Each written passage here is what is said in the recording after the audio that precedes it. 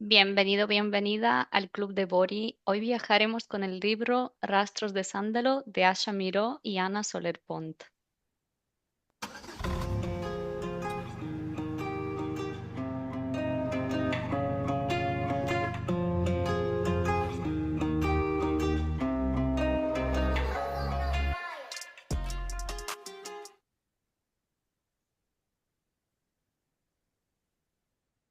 Y hoy estoy con María Jesús, em, que es una persona que yo miro con mucha admiración y mucha curiosidad, porque tiene una vida muy interesante, muy rica en experiencias, que tengo muchas ganas de conocer hoy, que nos cuente. Para mí es una mujer muy valiente, muy fuerte, muy generosa, muy humana y es todo un placer tenerte aquí hoy para comentar este libro, que vamos a viajar con él a muchos, bueno, por lo menos tres continentes. Bienvenida.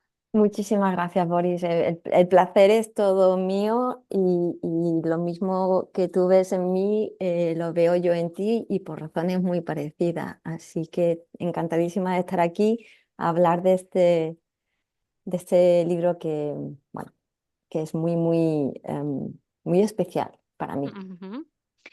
No he dicho que eres coach también. Y te voy a pedir a ti que nos cuentes un poco tu historia porque es larga e interesante. Antes de meternos a hablar del libro, cuéntanos un poco tu historia como expatriada. Bueno, mi historia es larga por la cantidad de años que ya llevo encima. No, pero es cierto que mi vida, bueno, y es uno de los puntos que vamos a evocar, es una vida que ha sido muy movida y desde pequeñita he estado cambiando de lugar de residencia. Yo nací en Málaga y con 6 años nos fuimos a vivir con mis padres a Granada, mi primera expatriación, que hoy en día se ve como lo más normal del mundo, pero estamos hablando de los años 70, era cortar todo, era realmente cortar raíces y con el paso del tiempo aprendí a vivirlo, a darme cuenta hasta qué punto había sido una expatriación.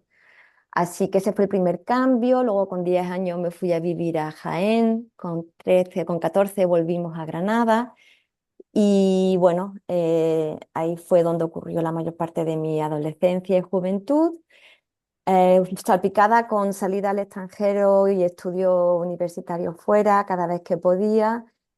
Y en cuanto que me incorporé al mercado laboral, lo hice ya a nivel internacional y ahí engarcé viviendo en Madrid, pero con muchos viajes, con otro tipo de vida completamente distinta.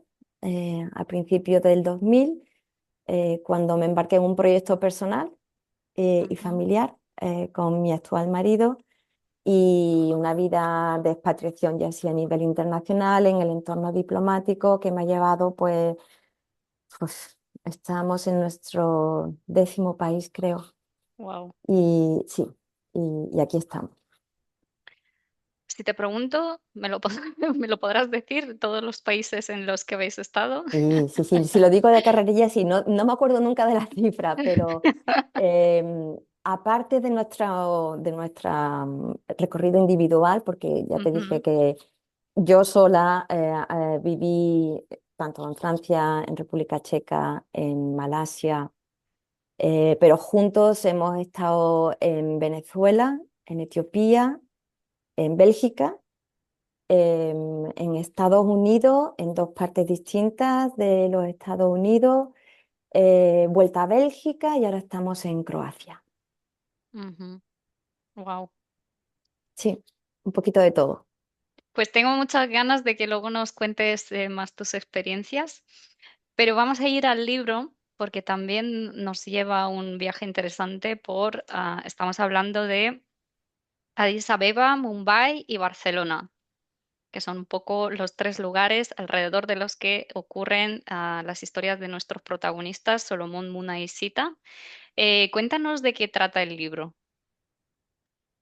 Bueno, no voy a intentar no hacer mucho spoiler, Ajá. porque, porque Bueno, creo que aunque los oyentes aquí saben que ya es inevitable y algún que otro sí hacemos. algún que otro se hace, ¿no? Ujú, Pero el libro es un libro de viaje físico, de viajes personales, de viajes relacionales. Es la vida de tres personas, dos de ellas conectadas que se desconectan y cómo al final pues consiguen reconectarse todas las vidas.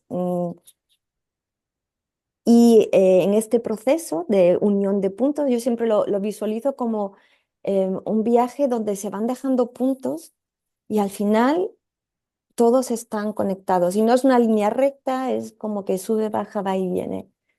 Y en este proceso, pues descubrimos mundos, mundos que se nos presentan de manera muy visual, muy sensorial.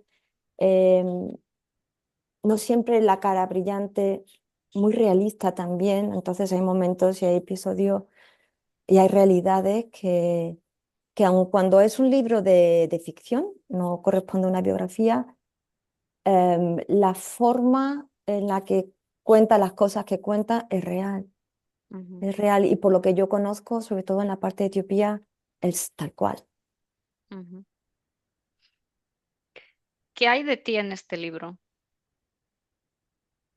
Uf, mira, de mi propia historia, mucho, por todo este movimiento físico, toda esta cambios de entorno, cambios de idioma que los protagonistas van viviendo. Evidentemente mi realidad es distinta a lo suyo. Los protagonistas cambian porque tienen que hacerlo o porque les obligan a hacerlo en un entorno socioeconómico diferente, pero la experiencia y los desafíos de cambiar de lugar de residencia, de cambiar de entorno cultural, las sorpresas, lo que se echa de menos, la confrontación con la identidad, pues hay muchos puntos donde me veo reflejada. De Ujú, nuevo, con la distancia de yo vivo aquí y en este tipo de vida porque lo elijo, estos protagonistas no. Pero hay mucho de común, más luego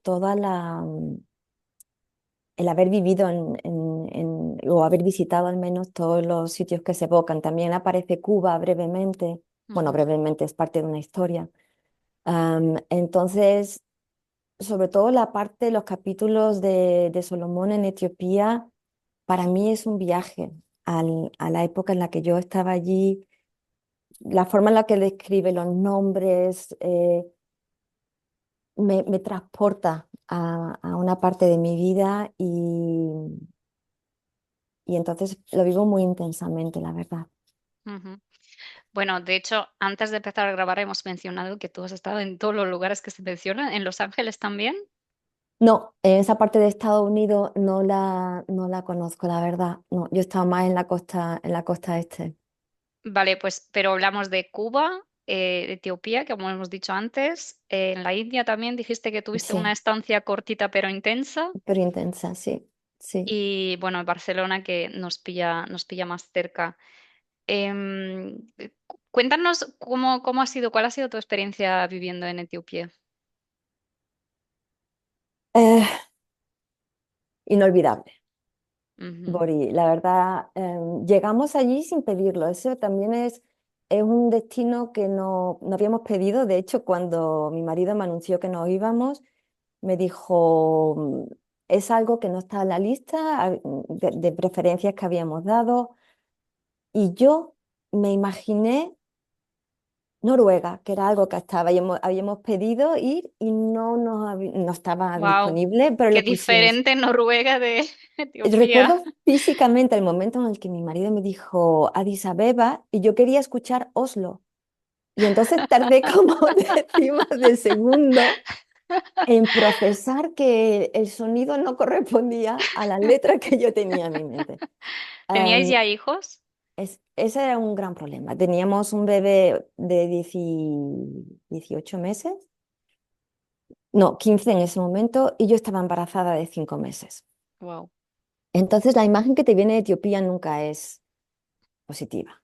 Yo pertenezco a la generación que vivimos la gran famina de Etiopía, el concierto de USA for Africa, We Are the World, We Are the Children, y se me vino a la cabeza esta imagen de niños muriéndose y yo dije, Y yo estando embarazada voy a ese y lugar. con mi hijo, Ujú, y ¿sabes? con tu hijo pequeño. Aprendes que es un destino que durante años había sido no para familias porque no se consideraba apto y lo habían vuelto a abrir para todo el mundo y ahí mandan a una familia con niños pequeñitos. Tardé tiempo en asimilarlo, en aceptarlo y el primer año fue horrorosamente duro. Fue un año muy, muy difícil, ya te dije, llegué embarazada, allí nací, bueno, tuve que volver al poco tiempo para dar a luz en España, volver con un bebé de 5 semanas, pero mi tercer bebé nació allí, en Addis Abeba. Entonces, igual que el primer año fue un año, creo, de lo más duros que he pasado. Los 2 años siguientes fueron años que han conformado gran parte de lo que soy ahora y por los que estaré eternamente agradecida, a pesar de todo. Ujú. Esos momentos duros que luego con el tiempo agradecemos. ¿Con qué a qué te tuviste que enfrentar? Uf. Ya te digo, primero la aceptación del destino.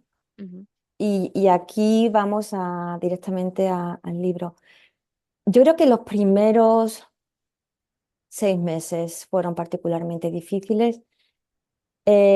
Recuerdo que nos alojamos en un hotel al llegar, en un hotel llamado Estatal, donde se alojaban todas las familias que iban a adoptar hijos, niños.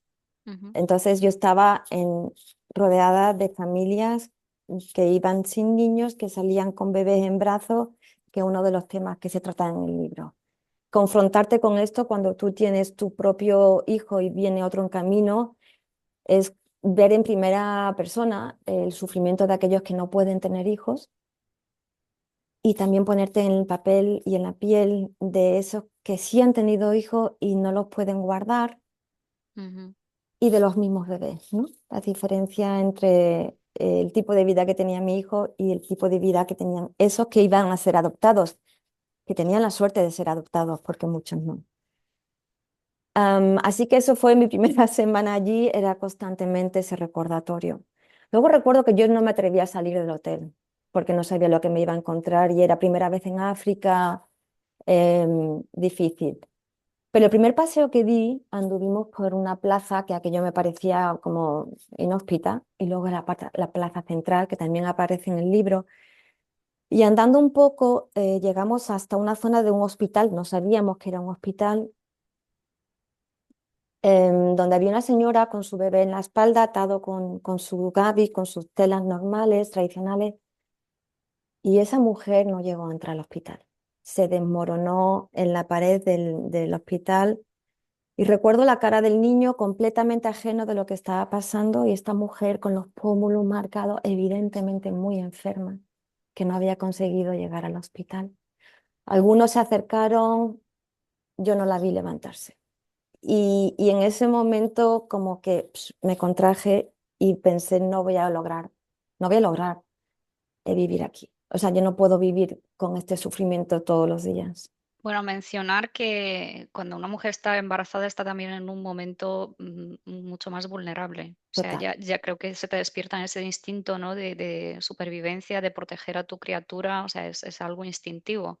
Entonces, estando Sí, tú embarazada, ver esas escenas debe ser especialmente duro. fue muy duro. Las sensaciones están mucho más a flor de piel. Luego la confrontación diaria de la pobreza, de los niños solos. Fue duro, fue duro. El aislamiento social también, primera vez que eres la rara, la farangi, como dicen aquí, la blanca, no te voy a negar, fue duro, pero eh, los aprendizajes han sido tan profundos, tan intensos. Cuando dejas de ver solo eso y te fijas en todo lo demás, Cuando aprendes a convivir, ¿no? A aceptar, pero tampoco a rebelarte y no a tener esa mirada de compasión y pena, sino de decir, oye, hay algo que puedo hacer, hay algo que puedo contribuir. Eso fue todo el descubrimiento que me quedó por hacer en los 2 años, 2 años y medio, yo creo. Una vez que volví con mi segundo bebé, ya las cosas, yo me sentía que tenía otra mirada. Y las hormonas también se fueron calmando. Es cierto que eso contribuyó. Fue una experiencia mucho más enriquecedora. ¿Y después a qué destino fuiste después de Etiopía? Bueno, después de Etiopía fuimos a Bélgica, pero veníamos de Venezuela y, por ejemplo, para no dejar Etiopía así como un sitio completamente desangelado, una de las cosas que incluso en las primeras semanas sí que me impactó muy positivamente era la seguridad, ¿sabes? Vivir en un entorno seguro, Ujú, donde había un respeto social, donde no te podía pasar nada, es que era inconcebible. La religión está muy presente y entonces el robar es como lo peor que puedes hacer en la vida. Está mal visto socialmente, pero también incluso Dios lo castiga. Em, entonces, venir de un país donde estás constantemente en tensión, pensando quién hay detrás de mí que me pueda hacer daño, a un sitio donde te relajas, yo no notaba en mi hombro. Eso fue muy positivo. Y bueno, había muchas más cosas positivas de Etiopía que si quieres luego entramos. Pero llegar a Bélgica, cuando todo el mundo decía, wow, qué bien, ya estás en casa. Mi marido es belga.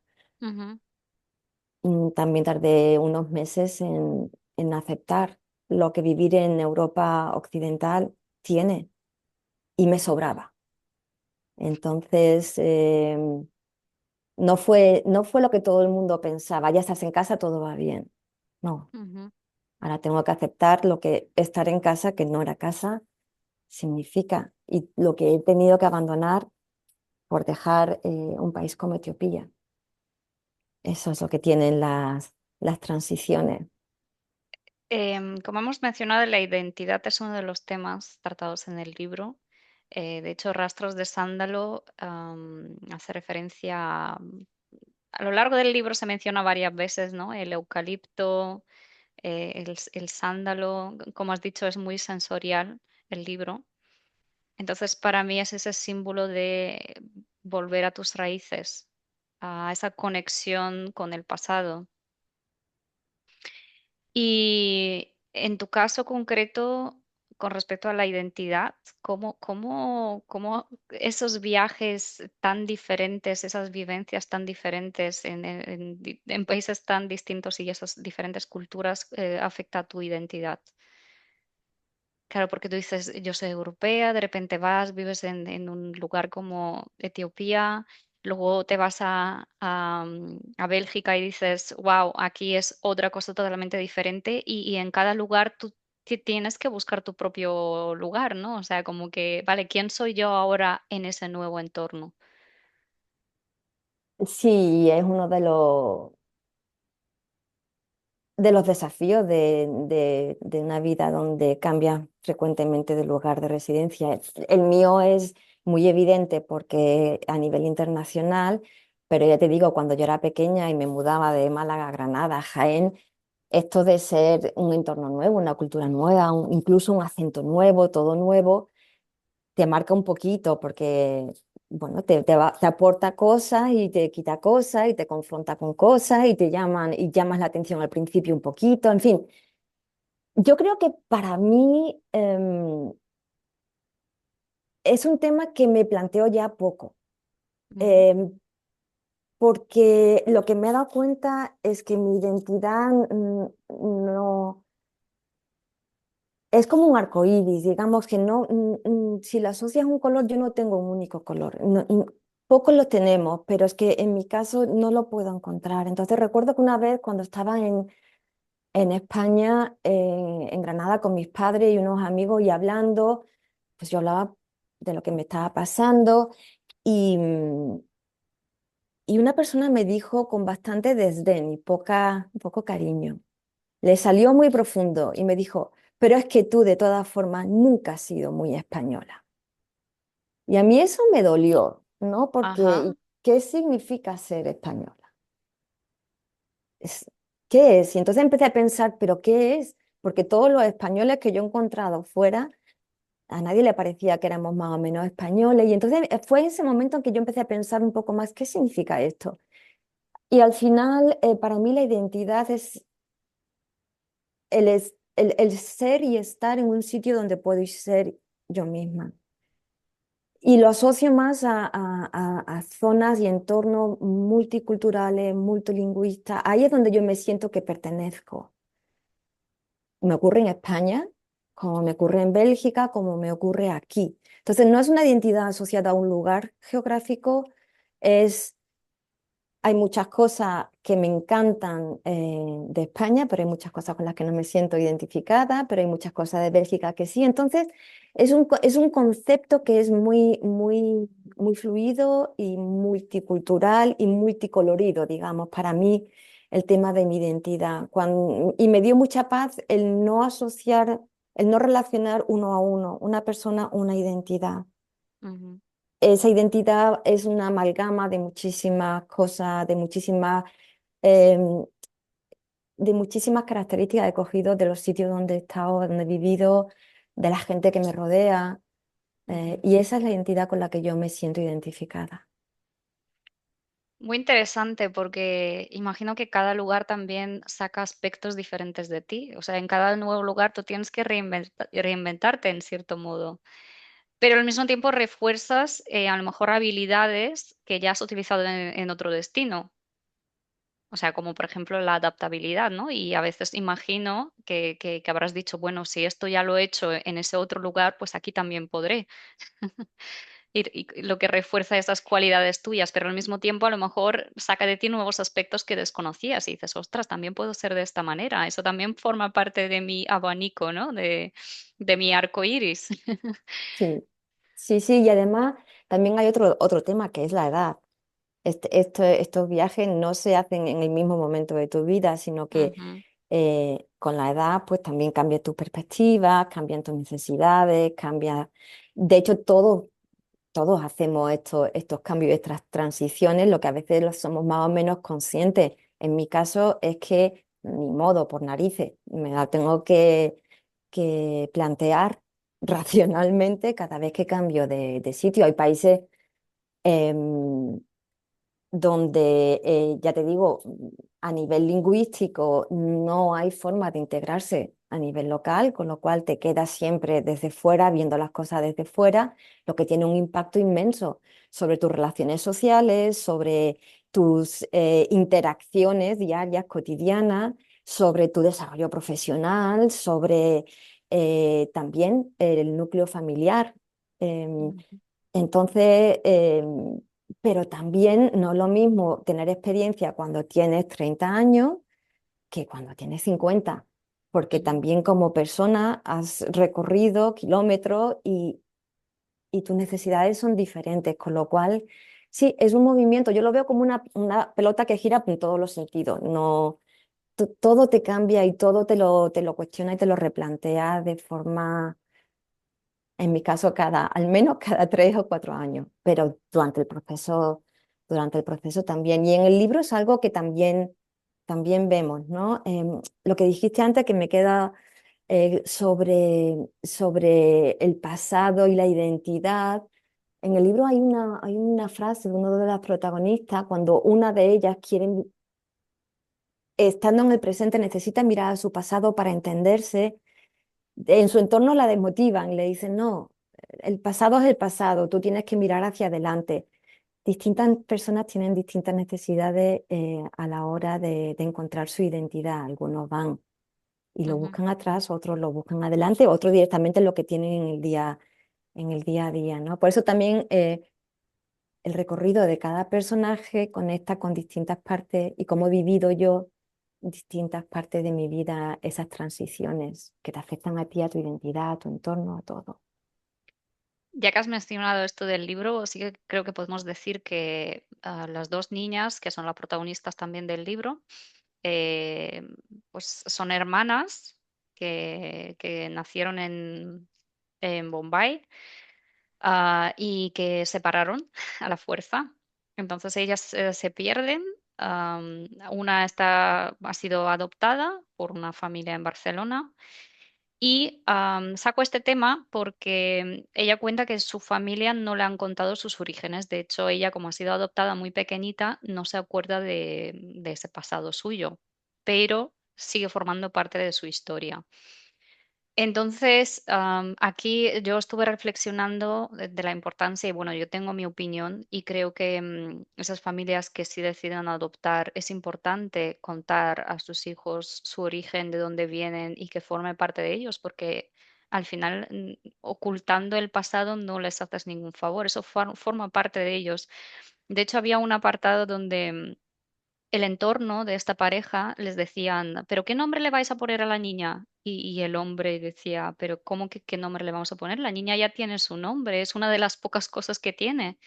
Em, entonces, hablando de la identidad, ¿no? Y yo creo que es muy importante también conocer nuestro pasado, nuestras raíces, de dónde venimos.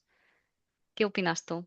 Total, y en el libro es interesante porque a mí también es una de las partes que más me mueve de esta historia de Sita y de Muna. Muna se queda en India, es la hermana mayor, conoce perfectamente de dónde viene, lo que había pasado, los problemas, recuerda a su padre, a su madre, a sus cuidadores, mientras que Sita, la hermana pequeña, se la llevan unas monjitas y ahí se acabó su historia. Ella solo recuerda a partir de que llegó a un orfelinato, pero nadie le ha contado lo que pasó antes.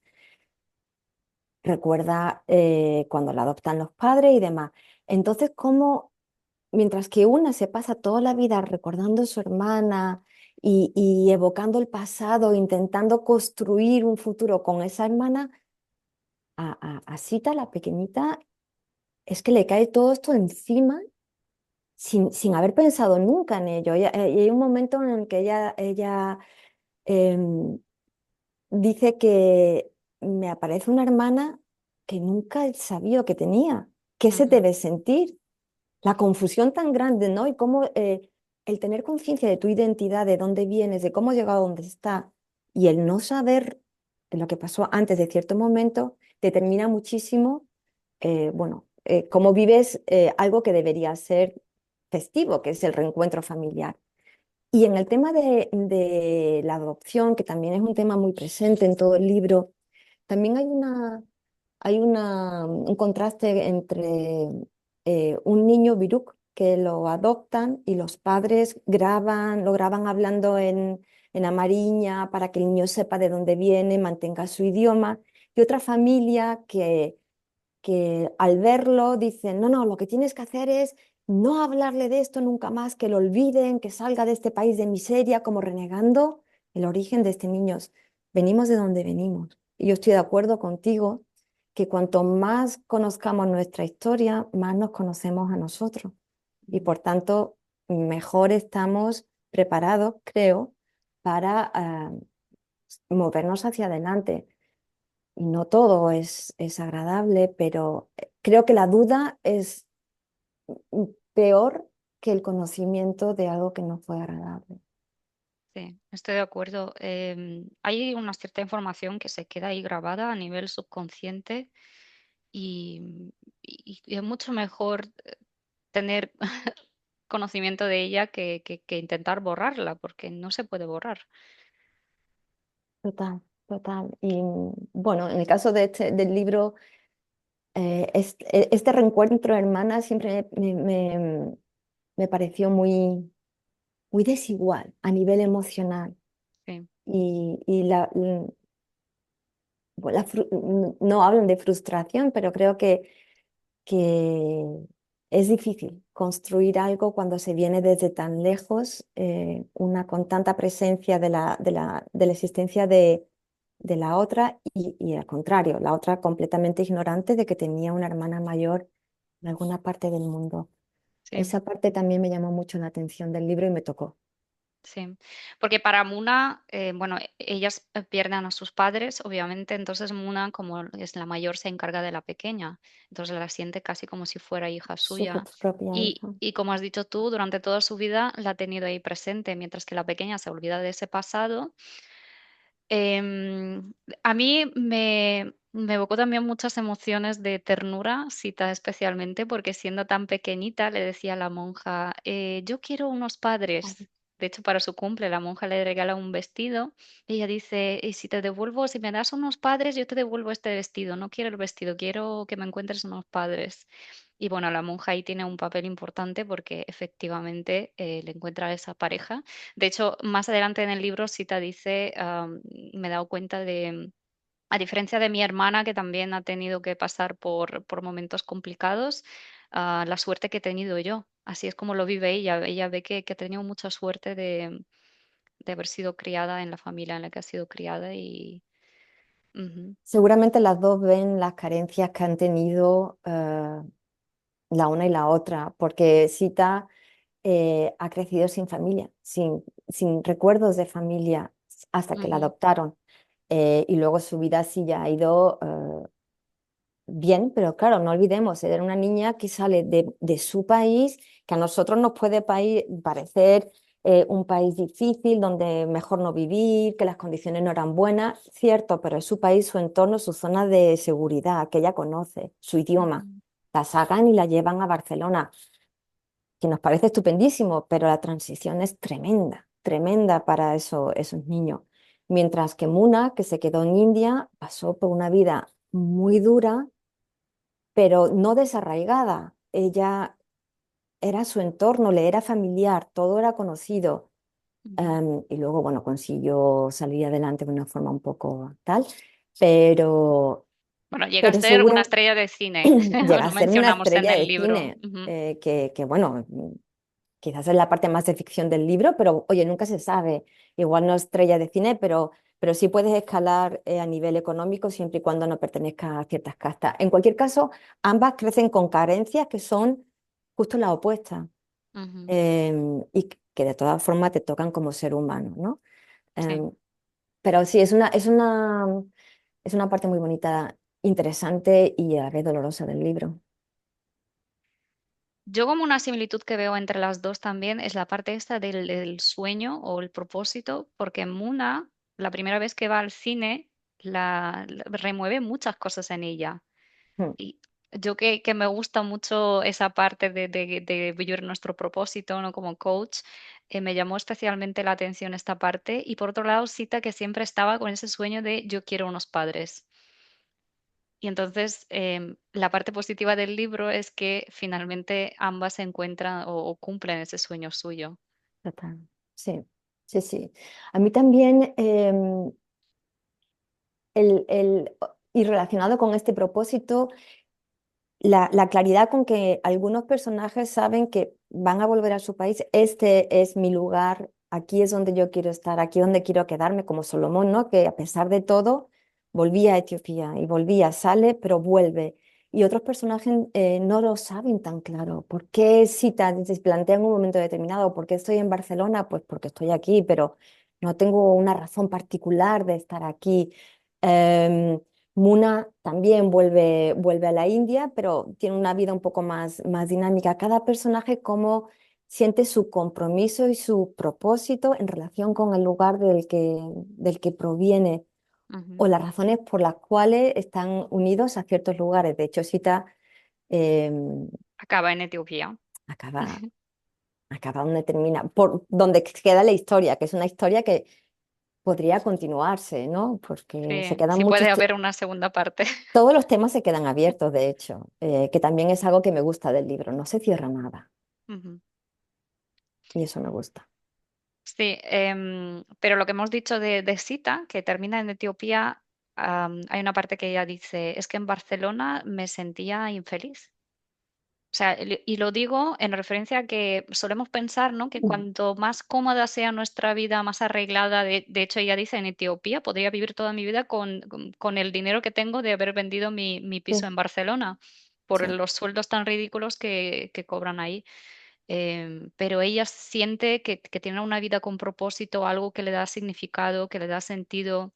Entonces, yo creo que a veces también en nuestra sociedad la acomodación puede ser un problema, porque es precisamente lo que nos lleva a la infelicidad.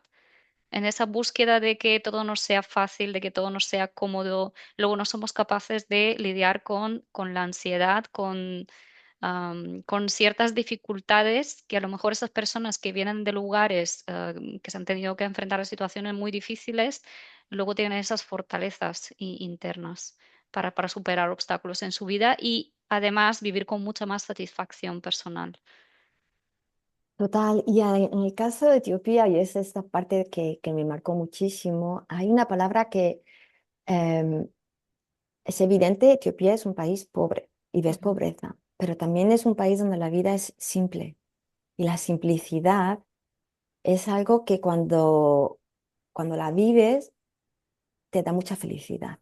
ujú, Y al final del libro, cuando evocan un poco, Salomón le cuenta a Sita que no podría vivir en Barcelona, tendría que encontrar una muy buena razón para no volver a Etiopía, porque no se acostumbra a la comodidad, por ejemplo, a, a las cosas que nosotros valoramos, para él era un estorbo, un impedimento para adaptarse. Y, y para mí eso resonó muchísimo porque cuando yo estuve allí en Etiopía, una de las cosas que al principio me costaba trabajo era, aparte de la pobreza y todo esto, pero bueno, ya una vez que encontré mi equilibrio con ello, em, aprendí muchísimo a vivir simplemente. Y vas al supermercado, Ori, una anécdota, siempre decimos, hay dos marcas en los supermercados etíopes, la marca hoy sí hay y la marca hoy no hay. ujú. Tardabas 10 minutos en hacer la compra de la semana. Había un tipo de cereal, dos tipos de pañal, una marca de leche y hemos vivido casi 4 años allí haciendo compras semanales que tardaban 10 minutos. Pero eso Eh, también a su vez te simplifica la vida, porque es, nosotros que vamos aquí al supermercado y dices, tengo 20 o 30 opciones de queso y tú estás ahí 15 minutos eligiendo qué queso escoger entre todas las exacto. opciones que tengo. Esa simplicidad. Yo recuerdo a los niños jugando con pelotas de trapo, felices, felices. No había, en aquella época no había tantos juguetes y no había juguetes seguros, con lo cual mis hijos no tenían juguetes. Desarrollas la creatividad para hacer cosas simples, ¿no? Y entonces el dibujar, poníamos la pared llena de papeles y los niños dibujaban y leíamos cuentos y ya dábamos paseos. Entonces la simplicidad de la vida baja el ritmo también, que lo evoca mucho al final del libro, cuando escribe la última carta, cita el email a su amiga y habla sobre otro tipo de vida, otro ritmo, otra forma de ver las cosas. Y yo creo Y que da va... Sí, perdón. hay que adaptarse, Ujú, pero te reconecta con la esencia, con lo que realmente importa y es esencial. Y esa reconexión hoy en día em, es casi terapéutica. Y ujú, es algo de lo que yo me acuerdo muchísimo en mi vida cotidiana, de esa sensación que tenía en Etiopía, que no es que me vino el primer día, la ejercitas, ¿no? Pero, y me costó mucho volver a Bélgica a adaptarme otra vez a lo que es la vida que tenemos. ujú. Y yo creo que valoras muchísimo más lo que tienes. Yo porque soy de Bulgaria, nací en el 1990 y fue un poco ahí en el umbral del comunismo. Entonces, mi madre también me cuenta que yo siendo bebé, pues que tenían que conseguirme una manta, no sé qué. O sea, había ciertas cosas que no se encontraban fácilmente. Y yo, Ujú. por ejemplo, recuerdo que en mi infancia nosotros plátanos y naranjas comíamos solo en Navidad, o sea, no es esto de que había durante todo el año. Y para mí, Navidad sigue oliendo a plátanos y naranjas, pero lo valoras de una manera porque te trae una felicidad al tenerlo tan escaso que luego para ti es especial. En cambio, Exacto. cuando lo tienes en abundancia, ya es como lo das por hecho y dices, no, dejas de valorarlo. Yo creo que el valor es, la palabra especial la hemos, no la hemos, pero en nuestra vida cada vez hay menos cosas especiales porque lo tenemos todo tan a mano, tan rápido, tan fácil, que hay pocas cosas que son especiales. Cuando tienes menos o algo especial es algo muy bonito, muy bonito. Ujú. Y por eso em, países como Etiopía, como India, sí son pobres, sí es duro y sí hay mucha miseria, pero también hay muchas cosas especiales, muchos momentos especiales que en nuestra sociedad o ya no lo tenemos o nos pasan desapercibidos. Sí, es que yo siento que en ciertas cosas los pobres somos nosotros, que vivimos una vida cómoda, arreglada, pero claro, luego vivimos en la era de la inmediatez, de lo quiero todo para allá, y dejamos de valorar lo esencial, lo verdaderamente importante. Y en lugares estos, y yo por ejemplo lo vi, no he viajado tanto como tú, pero sí estuvimos en Tailandia y me llamó muchísimo la atención eso, la gente es pobre, pero muy agradecida y sonriendo, y tú ves, desprenden una felicidad y te preguntas, pero ¿cómo teniendo tan poco ves a unas personas tan agradecidas, tan felices? Mm, sí, sí, y es algo que también en Etiopía, por ejemplo, en contraste con otros países, es un país donde hay mucho mendigo, Ujú, pero no es por vicio, es que realmente dependen de ello para sobrevivir. Pero es una mendicidad no agresiva. Entonces yo recuerdo que nos decían, mira, si no tienes nada que darle o no le quieres dar dinero, porque es cierto que a veces hay grupos que utilizan a mujeres y a niños que se los traen de las zonas rurales para pedir y nunca sabes, una sonrisa. Te lo agradecen tanto que un extranjero les sonría y entonces, bueno, yo siempre tenía galletitas o algo de comer, ujú. porque eso sí es concreto y se lo lleva la persona y sobre todo el niño que iba acompañando. Pero cuando no tenía, porque se me habían acabado, una sonrisa, era para ellos un signo de me estás viendo, has visto que existo, me tienes en cuenta. Y eso ya era algo especial. Recuerdo que siempre había en un semáforo unos niñitos que venían del colegio y estaban allí y ya reconocían mi coche. Y entonces venían con unas fiestas, no a pedir mendigo, pero sabían que yo tenía galletas. Entonces venían a por las galletas. La sonrisa de esos niños y las fiestas cuando tenían su paquetito de galletas Sí. y me habían visto. Bueno, era fiesta para ellos, era fiesta para nosotros en el coche, para mis hijos, aquello era algo especial. Ujú, Yo muchas veces he hecho en falta esos momentos especiales. ujú. Hablemos del papel de la mujer, que es algo también que se menciona, sobre todo en la India. De hecho, voy buscando aquí que tenía unos apartados subrayados que me gustaría leer porque me tocaron especialmente el corazón, me parecieron bastante duros de asimilar. Y mientras lo busco, ¿qué nos quieres contar tú con respecto al papel de la mujer? Por tu propia experiencia, de lo que has visto y también de lo que habla el libro. En India es muy evidente, pero a mí, de nuevo, porque mi experiencia es más fuerte en Etiopía, el papel de la mujer es, como en muchísimas sociedades, básico y es la proveedora de muchísimas cosas en la familia y en la sociedad. Recuerdo, por ejemplo, en el libro se habla mucho se habla de la montaña en Toto, que es una montaña que está a las afueras de Addis, llena de bosques de eucaliptos, y allí las mujeres van por la mañana a coger leña que luego bajan cargadas, pero con 50 kilos de madera en las espaldas. No son los hombres que hacen ese trabajo físico, son ellas. Son ellas las que van al mercado, son ellas las que se quedan en casa renunciando a la educación si tienen que cuidar a la familia. Y como pasa en la historia de Salomón, son las hermanas, primero la mayor y luego la pequeña, las responsables del bienestar de la familia, muy por encima del suyo. Y su única salida, sobre todo en las capas más pobres, es el matrimonio, donde van a ser de nuevo las proveedoras de comida, de calor, de fuego. de todo para la unidad familiar.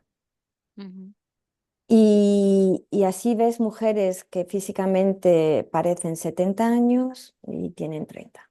Y ves que su esperanza de vida es mucho más baja. Em, en Etiopía es muy relevante y además es muy poco visible si no vives allí, porque no las ves, están en las casas haciendo el injera y preparando la comida. Y ves los niños que van al colegio y ves que hay abundancia de niños, varones. Con el tiempo y creo que ya las cosas habrán ido cambiando un poco más, pero es llamativo, no solo en India, más o menos lo sabemos y el libro lo refleja muy bien. ujú. Y yo te veo reflejada a ti ahí cuando has dicho cuidadora del núcleo familiar, porque creo que en gran parte tú también tienes ese rol y ese papel. ¿Cómo te has Sí, sentido asumiendo ese papel? em, bueno, es un papel que, de nuevo, la diferencia, yo he elegido este papel. Ujú, Cuando yo me fui a Venezuela, yo sabía lo que renunciaba, sobre todo a nivel profesional, no lo sabía, lo intuía. ujú, Eh, y a nivel profesional hice el cambio de tener una carrera profesional por ocupaciones profesionales, pero no en todos los países he podido trabajar, en muchos legalmente no puedo trabajar. Etiopía fue de uno de ellos. Curiosamente, Etiopía, cuando llegué en mi tarjeta de identidad y por estar casada con un diplomático, ponía que estaba prohibido tener ningún tipo de trabajo remunerado o no remunerado, es decir, ni siquiera podía colaborar como voluntaria. Em, pero ese rol que para mí es fundamental y le doy muchísimo valor al rol de estar como pilar familiar, es uno que yo he elegido. El problema de estos países es que las mujeres no lo eligen, se les asigna. Y ujú, ahí hay una gran diferencia entre entre, bueno, mi realidad y las suyas. Y en el caso de las hermanas de Solomón es el caso, y en el caso de que vas a buscar en India también, tal cual. La libertad es lo que hace la diferencia. ujú. Bueno, aún así siendo elegido, has tenido que pagar el precio por ello. ¿Hay algo en especial que te ha pesado más?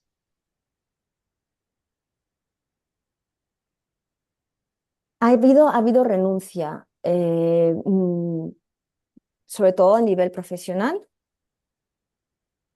pero con el paso del tiempo y sobre todo, bueno, gracias a todo el trabajo de autoconocimiento, ¿no? Porque efectivamente hubo un punto en el que lo que me pesaba era mucho más fuerte que lo que saqué, los beneficios. Y hubo un punto de inflexión donde yo solo veía todo aquello que había perdido por tener ese rol, Ujú, que me sirvió de llamada de despertarme. Y gracias justamente al coaching, mm, pude darle la vuelta a las cosas, ¿no? Y pude conocer mejor y ver que todo eso que yo veía como una renuncia, finalmente había ido ganando muchas cosas, solo que no las veía en mí. Y son ujú, cosas que eran útiles para, de mí hacia afuera, ¿sabes? Para también eventualmente enfrentarme a un mercado laboral cuando tuviera la oportunidad. Entonces, ahora soy capaz de ver los, lo que he renunciado, pero también todo lo que he ganado. Pero es cierto que fue un trabajo que tuve que hacer, para el cual el coaching me ayudó muchísimo y que me ayudó también a un poco, bueno, decir, este rol es importante, pero tengo otros roles que quiero desarrollar. Y ahí es donde también el hecho de tener una vida, de ir cumpliendo años, de tener perspectiva, de tener más espacio en el rol principal que yo sigo asumiendo, que es el pilar familiar, te da más espacio, los niños crecen, estás en otros entornos. eh, Gracias en mi caso, al coaching, me permitió poder atender otros roles que había desatendido. ujú, Si hoy tuviera que volver a empezar, probablemente buscaría más equilibrio. En un momento de mi vida se desequilibró todo, o yo lo dejé que se desequilibrara, o yo lo quise así, no sé. La realidad es que había desequilibrio entre los distintos roles, lo conseguí ver. Entonces, yo más que como una renuncia, lo veo hoy en día, desde mi perspectiva, como la oportunidad que tuve de vivir una vida alineada con lo que para mí es importante y que me permitió, gracias a los desafíos, aprender a conocerme mejor Ujú. y a sentirme un poco más en control. Sí, efectivamente, no tengo una carrera profesional con un gran título de, en el fondo nunca fue mi aspiración, pero tengo muchísimas más cosas que probablemente no se ven en una tarjeta de visita. Extraigo dos cosas de lo que has dicho. Una, pues el tema de entender que tenemos diferentes roles como mujeres y que no debemos enfocarnos o identificarnos con solo uno. A veces, bueno, habrá momentos en la vida en lo que va a predominar uno, porque si tienes Exacto. un niño pequeño, a lo mejor sobre todo estará la etiqueta de madre, ¿no? Ahora mismo, pues es el rol principal que tengo, pero siempre eres muchas más cosas que eso. Ujú, ujú.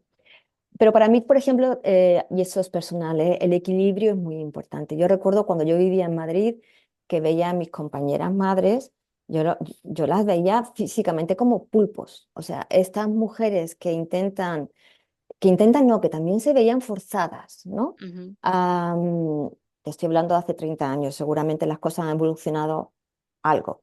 A ser supermadres, superhijas, superhermanas, amas de casa, profesionales y taxistas.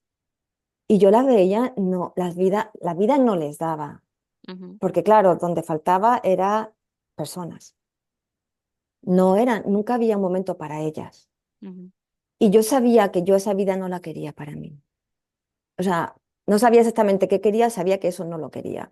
Por eso cuando yo me fui a Venezuela, para mí fue una oportunidad de salir de ese círculo en el que yo veía que nuestra sociedad, o por lo menos mi entorno, se movía. No me gustaba, no me gustaba esa vida, no la he querido, no la he tenido otra. También ha habido mi desajuste, mi desequilibrio, pero no solo en India hay muchos roles que se imponen en las mujeres. Me parece importante lo que estás diciendo porque es como la posibilidad, pero no por ello tienes que escoger todos los roles a la vez. Y creo que a veces también pecamos de, al querer estar, como decirlo, al nivel del hombre, ¿no? Esa igualdad que buscamos es como, no, no, yo soy madre, pero también quiero trabajar. Y como consecuencia, ¿qué ocurre? 4 meses de baja por maternidad. Y te ves ahí con un bebé dividida por, ¿qué hago? ¿Me quedo en casa cuidando de mi bebé o voy al trabajo porque si no, eso va a repercutir negativamente en mi carrera profesional? Y otra vez comparando entre países, por ejemplo, en Bulgaria la baja por maternidad son 2 años. Y yo a veces lo veo como una ventaja ante lo que está en España, que son solo 4 meses que yo lo tuve que vivir y con 4 meses a ti se te rompe el alma tener que volver a trabajar teniendo un bebé tan pequeño. Entonces creo que tampoco tenemos que aspirar a tengo que ser todos los roles al mismo tiempo. Está la ¿Sabes? posibilidad de ser todas ellas y poder escoger, pero no obligatoriamente tienes que ser todas a la vez. Por otra parte, yo creo que hay que tener cuidado en estas bajas de maternidad tan prolongadas también al final repercuten sobre nosotras negativamente porque, y yo lo sentía cuando yo vivía en aquella época en Madrid, a partir de los 30 eres una madre potencial, con lo cual eres alguien que potencialmente va a interrumpir su contribución a la Ujú, empresa. Yo tengo familia que vive en países del norte de Europa, donde la baja hay un mínimo de semanas para la madre, pero luego la baja es una baja parental ujú. y son los mismos meses para la madre que para el padre. De forma que la carga se reparte y para la empresa, que seas mujer o que sea hombre, en principio es igual, porque va a tener que dar las mismas semanas o meses de vacaciones a uno u otro. Y extensiones de baja por paternidad la puede pedir tanto el padre como la madre, Ujú, con lo cual no es algo que se asigna o se etiqueta a la mujer. También un padre puede quedarse en casa un año cuidando a su bebé, lo cual claro. para una madre probablemente sea una solución bastante buena si quieres continuar tu carrera y sabes que tu bebé está atendido por su padre, Ujú. ¿no? Entonces, para mí, como todo, equilibrio. Sí, Son dos progenitores. Y dar la un poco esa responsabilidad. posibilidad de elegir lo que es mejor para ti. Exacto. Vale, iba a leer, ya lo he encontrado. He dicho que extraía dos cosas y ya se me olvidó la primera en el momento. De hecho, cuando lo decía ya se me olvidó la primera, así que si me acuerdo más Esto es adelante lo fluir, diré, si morir. no, si estamos Sí. fluyendo.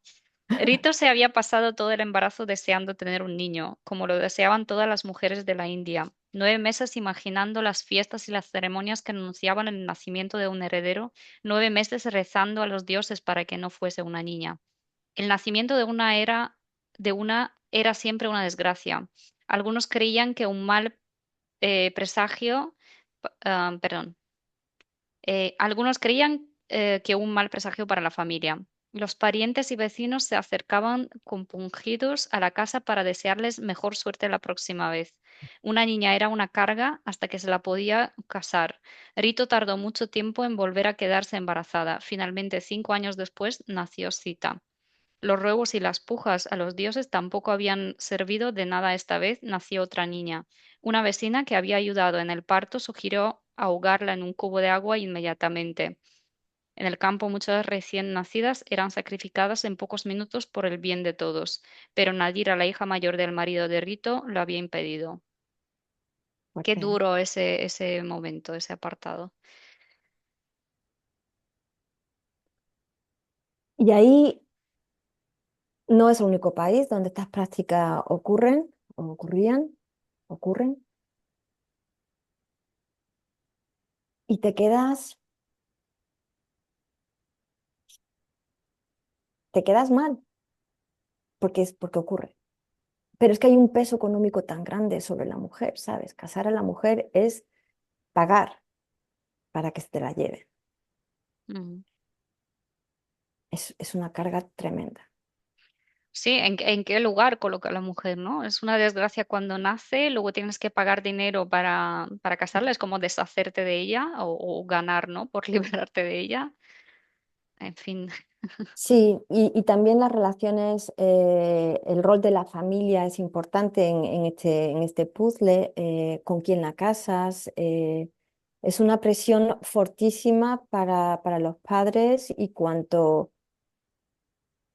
más bajo el nivel socioeconómico, más fuerte es la carga. Y al final se deshumaniza al bebé y es como un objeto que debe contribuir para algo positivo, ¿no? Una hija no contribuye en nada positivo, pues nos deshacemos de ella. Em, También Sí. recuerdo que en Etiopía, en aquella época, me comentaban que había que tener muchísimos hijos en el campo, 14, 15, todo lo que pudiera, porque sabía que se te morían y necesitaban manos de obra para cuidar la tierra, el ganado y trabajar. Así que los hijos nacen con la finalidad de servir a la familia, los enfermos, los que no, desechados. Ujú. Es duro.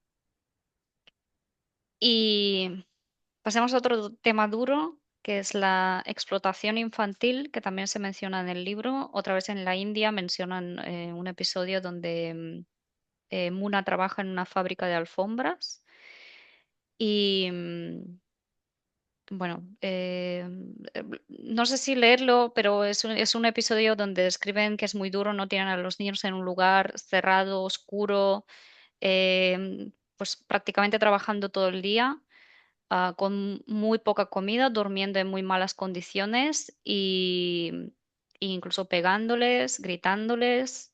mm, La, la, vamos, la secuela que dejó esto en la psique de un niño pequeño. Es muy fuerte y además se los llevan de casa de sus padres. O sea, ya empiezan, la historia es cuando van por los pueblos comprando a niños a sus padres. Padres, familias pobres que no pueden mantenerlos. Venden a los niños y le cuentan la milonga que se lo llevan a la ciudad a trabajar o a estudiar. Ujú, Y los padres con el corazón roto, pero los entregan. Y luego los niños llegan a estos centros donde, aparte del abuso físico, porque los explotan, a mí me resultaba muy duro el pensar e imaginar a estos niños creciendo sin cariño, sin una palabra amable, sin... sin ser visto individualmente. Sí. Eh, Eso me parece horroroso, muy difícil de asumir y nos conecta, y a mí en particular, con la forma que tenemos de consumir, porque muchísimas de las cosas que consumimos hoy en día vienen de países donde los niños son utilizados como mano de obra. Em,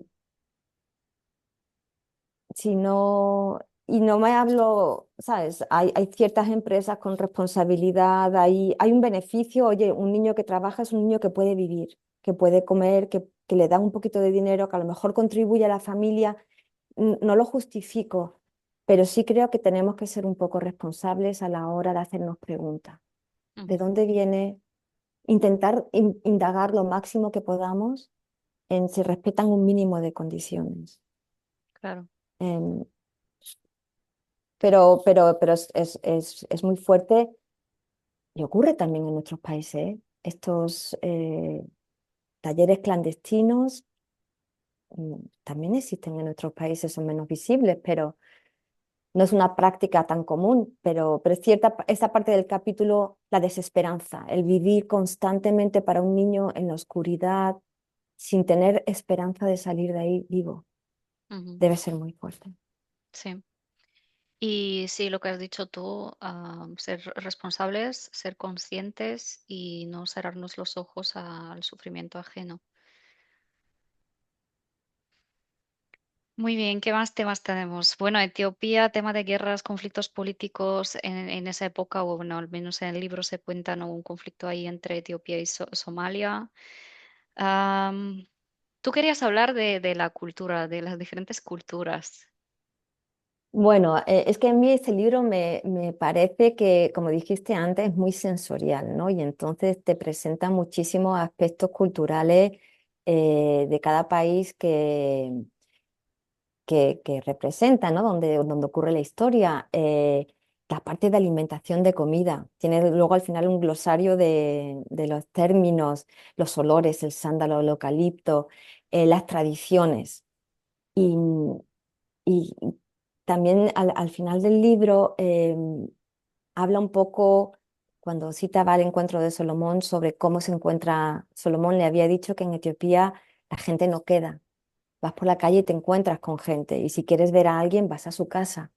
No hay esa esclavitud de la agenda, sino que se promueven lo que son los contactos, bueno, espontáneos. Es cierto que Addis es una ciudad muy grande y ya ha Ujú, cambiado bastante y está mucho más desarrollada, pero esa forma de vivir diferente a mí siempre me deja un regusto de lo que decíamos antes, ¿no? De simplicidad, las tradiciones, la importancia de la comida, el tipo de comida que comen, em, la parte de la vida que describe cuando habla de India, ¿no? Todo lo que pasa alrededor de la India, sin juicio y sin nada, es como es, los colores, la gente moviéndose, el constante sonido, el ruido, el bullicio. am, te hace sentirse realmente en este país.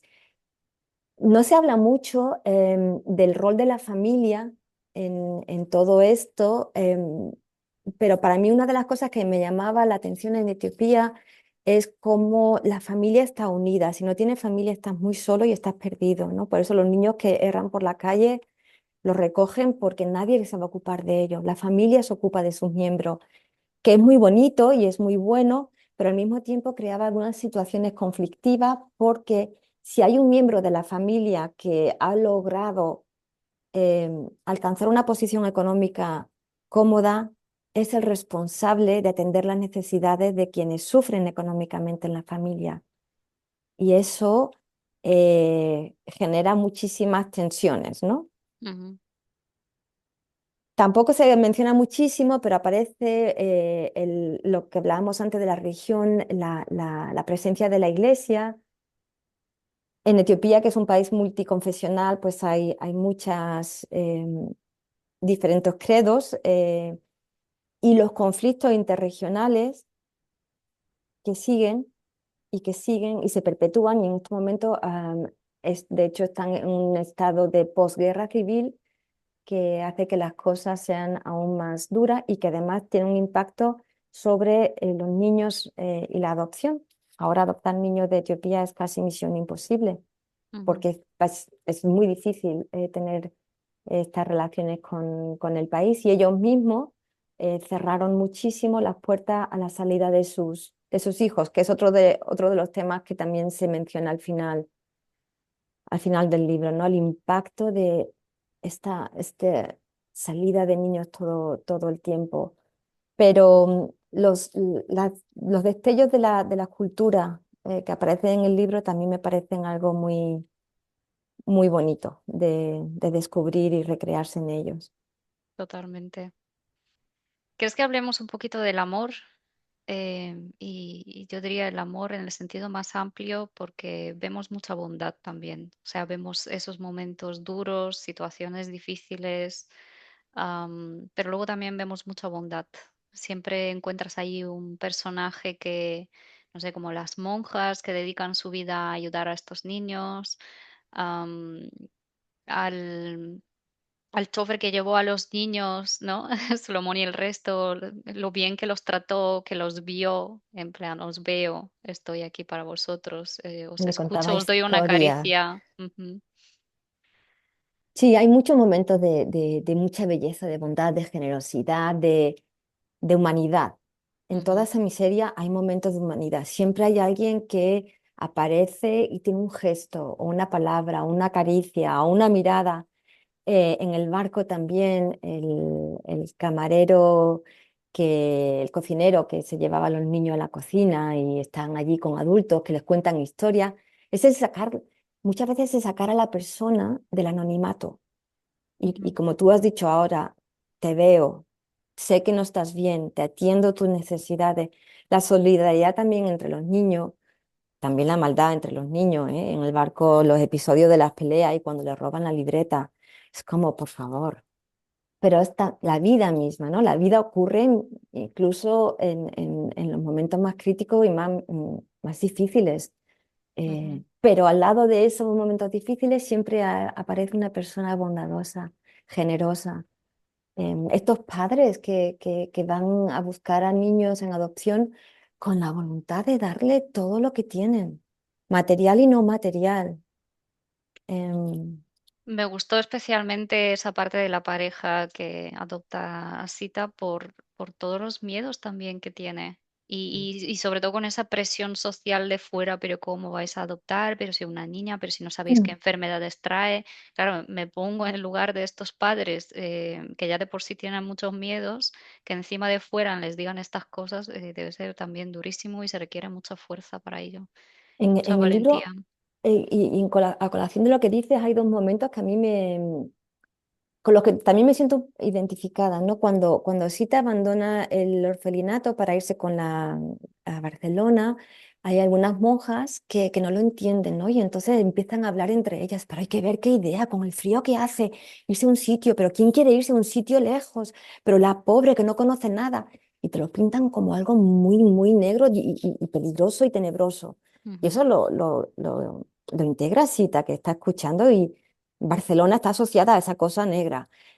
Los padres tienen la misma experiencia, van a adoptar a alguien y la gente, digamos que con buena voluntad, intentan disuadirlos, ¿no? ¿Pero qué vais a hacer?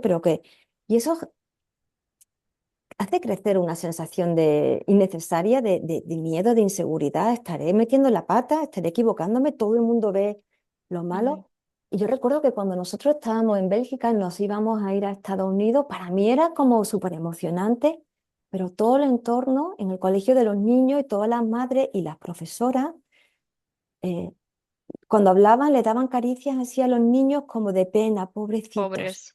Ujú, Y mis hijos percibieron esos momentos como que algo malo estaba por pasar, algo negativo estaba por pasar, porque eran lo que le transmitían las madres de sus amigos y las profesoras. Pobrecito, pero enseguida volvéis, no os preocupéis que volvéis de vacaciones. Y yo pensaba cuánta influencia tiene cómo nuestro entorno percibe lo que nosotros hacemos cuando eres emprendedora y te lanzas al emprendimiento. ujú.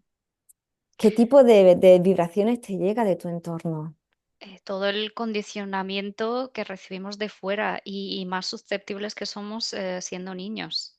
Ah, Entonces, de lo que hemos dicho ahora, extraigo la importancia de esa bondad, de esa atención, ese cuidado, ese cariño, tratar a las personas que a veces pensamos que son gestos pequeños, que son pequeñas cosas, pero unas palabras de ánimo, de un poco de entusiasmos en unos momentos cuando la persona a lo mejor siente miedo.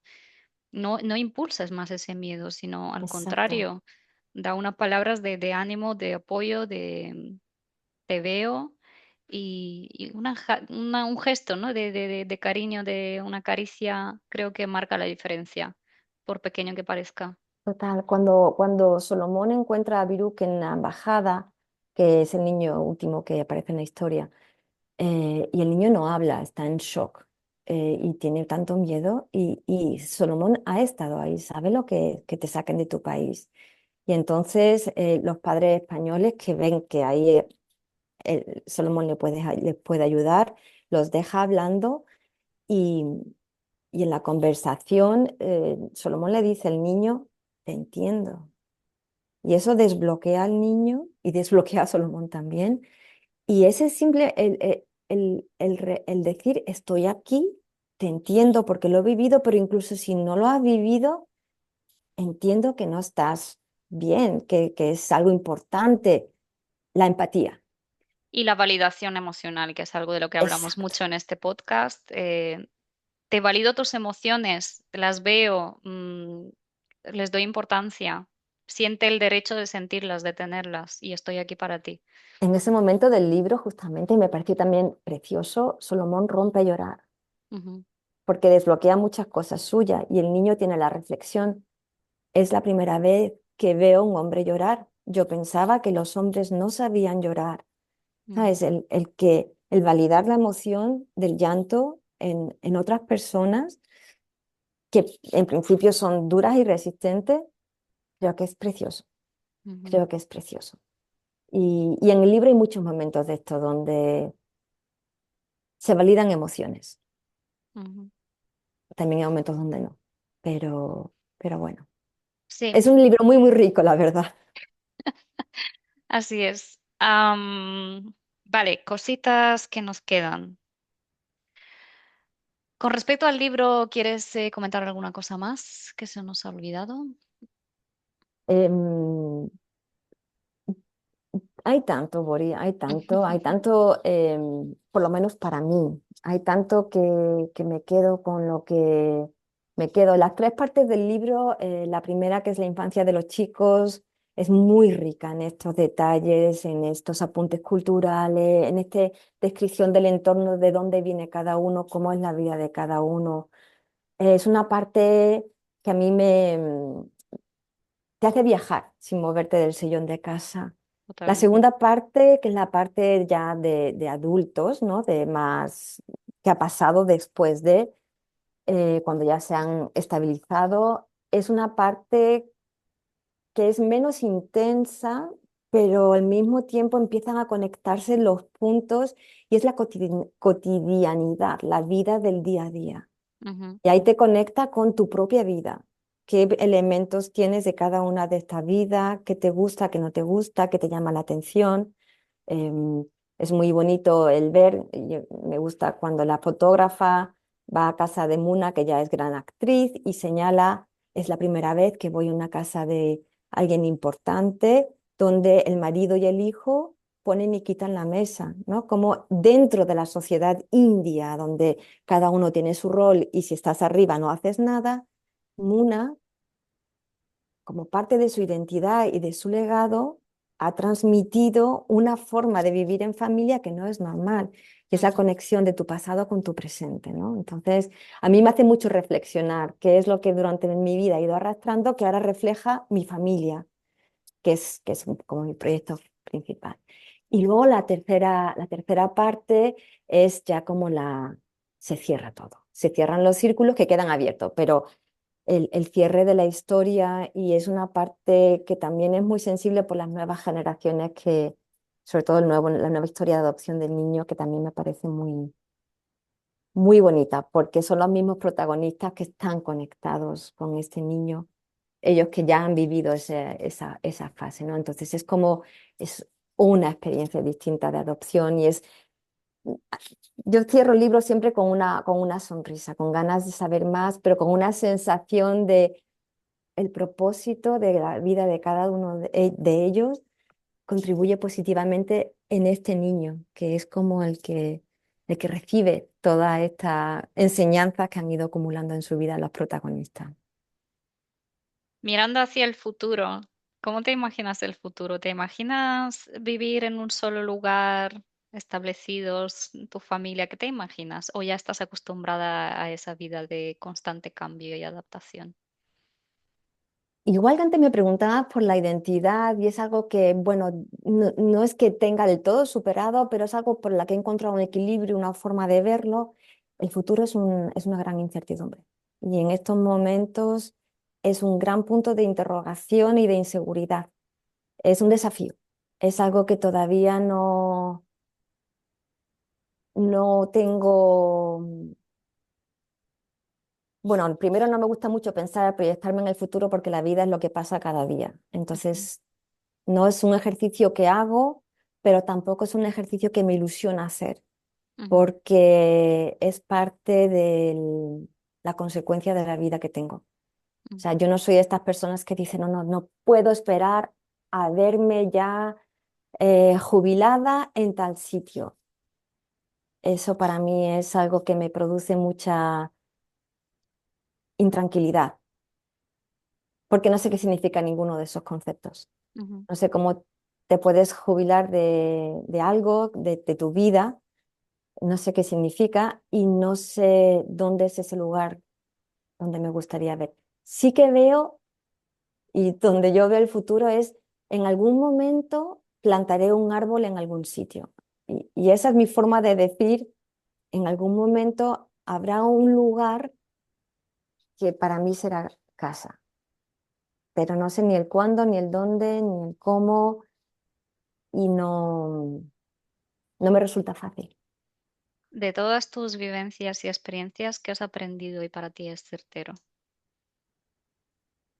Es algo que es una certeza. Oye, para responder a eso necesito horas de reflexión.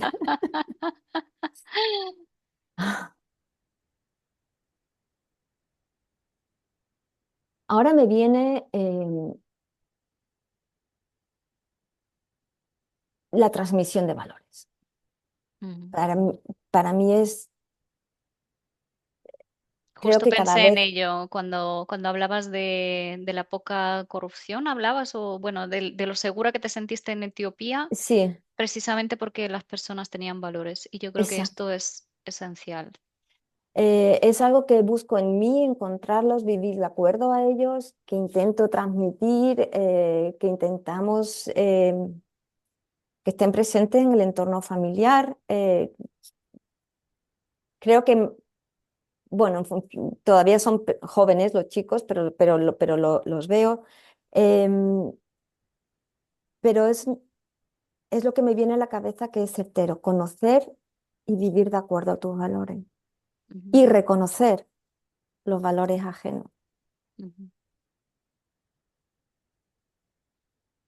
Creo que la sociedad los perdemos, creo que o están cambiando y no son los valores que para mí son importantes o los valores que estamos adoptando no creo que nos hagan evolucionar de una manera positiva bajo mi perspectiva, pero sinceramente creo que nos movemos por inercia más que dirigidos hacia valores o hacia mejoras. Pero como no puedo cambiar la sociedad, y por lo menos en mi entorno más cercano intento que eso sea así. Y son valores que además se van adaptando, no son férreos únicos y inmovibles, sino que son valores que se enriquecen con nuevas perspectivas, que crecen porque los hijos aportan sus propios valores, pero es central. ujú. El estar alineado a valores para mí es algo central.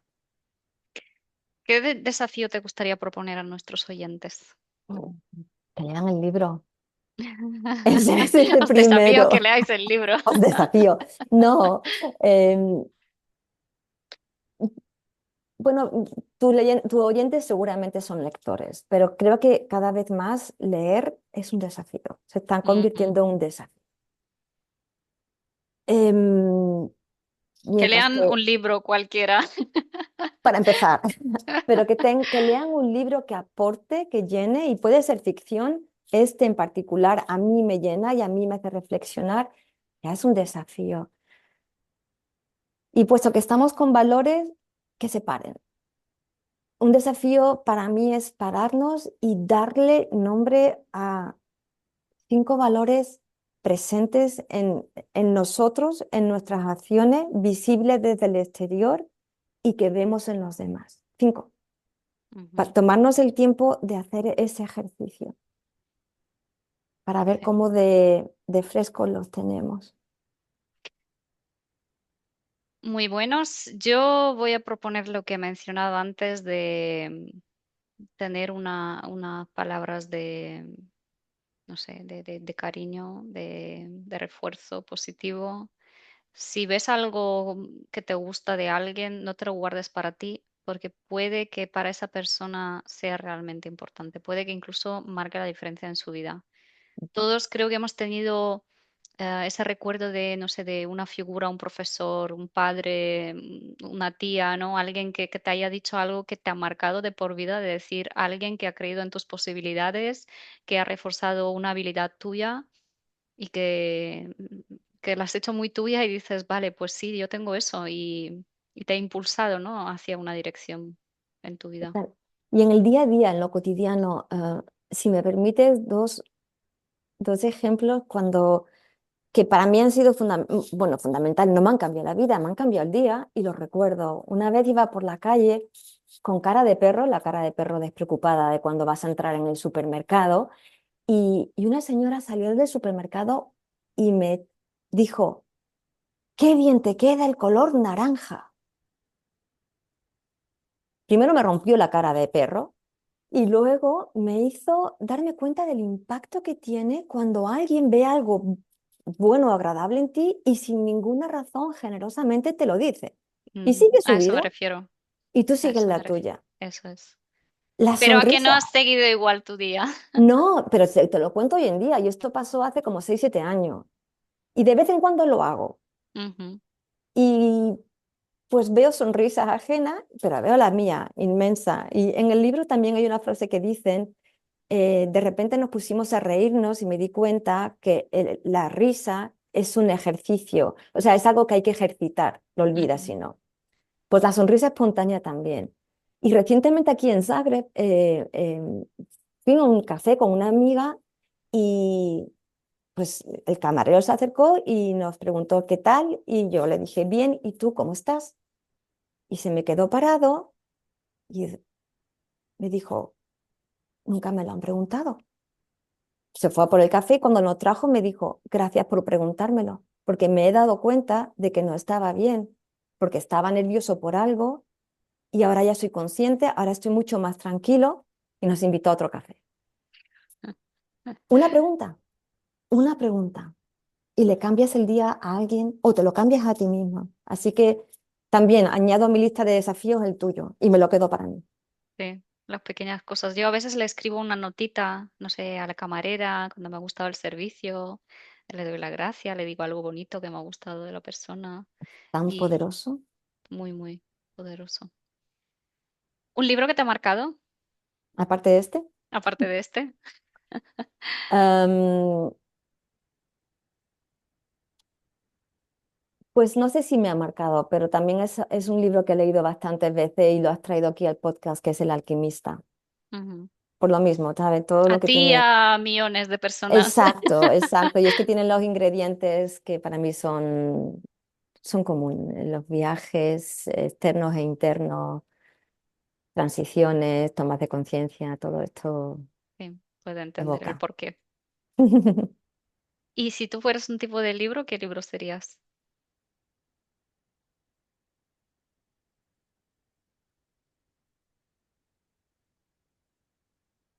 Un libro de historias, ¿sabes? Un libro de cuentos, de historias pequeñas, de historias cortas y distintas. ¿Has pensado alguna vez escribir un libro? Yo creo que con tus experiencias y vivencias, yo por lo menos seré tu primera lectora. Y luego lo comentaremos aquí en el Club de Bori. No, no, no. ¿Sabes lo que pasa? Que para mí mi vida es tan normal que Sí, no. pero te lo he dicho que para ti es muy normal, pero no todos viajamos cada X años y vivimos en lugares tan diferentes. Para ti puede que sea ya el status quo, pero para muchos otros no lo es. No, no, Entonces, a mí me genera mucha curiosidad tu vida. no, nunca he pensado en escribir un libro, pero mira, igual el día que tenga mi árbol plantado en algún sitio, Ujú. me pongo debajo del árbol a escribir. Bueno, ahí tendrás los hijos, que ya los tienes, el árbol y el libro, ¿no? Que son las tres cosas que dicen que tiene que hacer el ser humano. Así, ¿eh? Tener un hijo, Bueno, plantar un árbol y escribir un libro. vale con escribir el capítulo de un libro. También, también, venga, lo Bueno, pues damos por entonces me bueno. falta el árbol. ¿Cómo te gustaría terminar este tema? Bueno, los temas, todos los temas que hemos tratado hoy.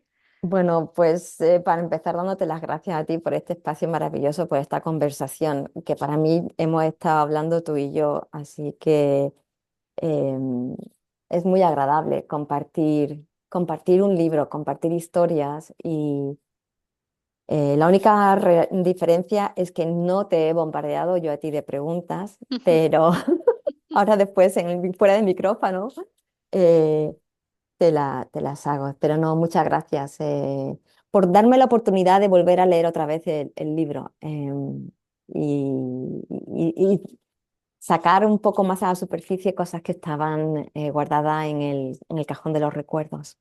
Ujú. Yo a ti por compartir el libro conmigo y con el Club de Bori. A mí me encantan leer estos libros porque me hacen viajar estando en mi casa. Me llevan a lugares desconocidos y me encanta porque no sé si físicamente podré hacer estos viajes, pero por lo menos siento que en cierto modo ya lo he hecho y ya he estado en Ujú. ese lugar.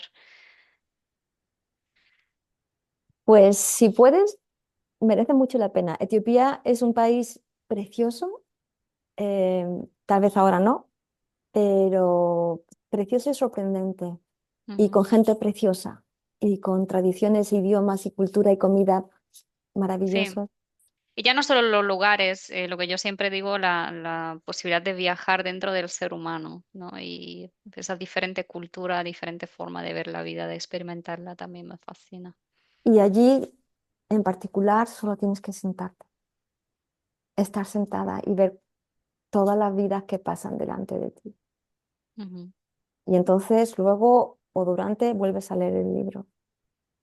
Y lo mismo en India, es que todo pasa delante de ti, no hay que buscarlo. Es, es muy especial. Muchas gracias. Hasta Muchas nuevos gracias a ti. encuentros.